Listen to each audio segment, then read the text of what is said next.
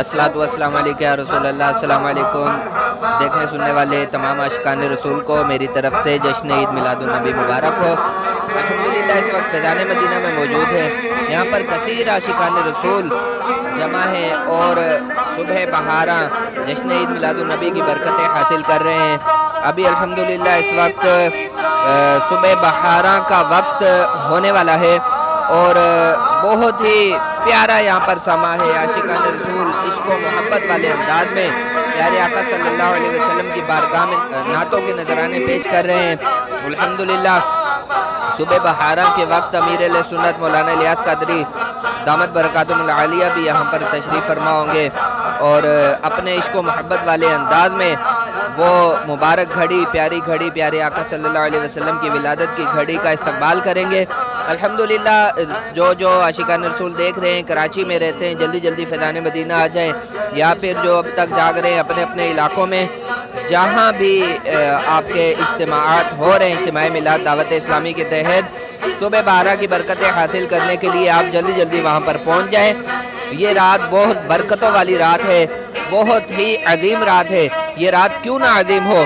شاہ محدث دہلوی رحمۃ اللہ تعالی علیہ فرماتے ہیں کہ یہ رات لیلۃ القدر سے بھی افضل ہے، کیونکہ لیلۃ القدر کی رات قرآن پاک نازل ہوا اور اس رات نبی پاک صلی اللہ علیہ وسلم خود صاحب قرآن جن پر پیارے اللہ عز و جل نے قرآن پاک نازل فرمایا، وہ خود پیارے آقا صلی اللہ علیہ وسلم اس رات تشریف لائے۔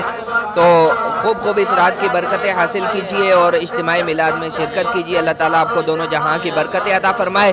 ایک مرتبہ پھر آپ تمام عاشقان رسول کو میری طرف سے جشن عید میلاد النبی مبارک ہو۔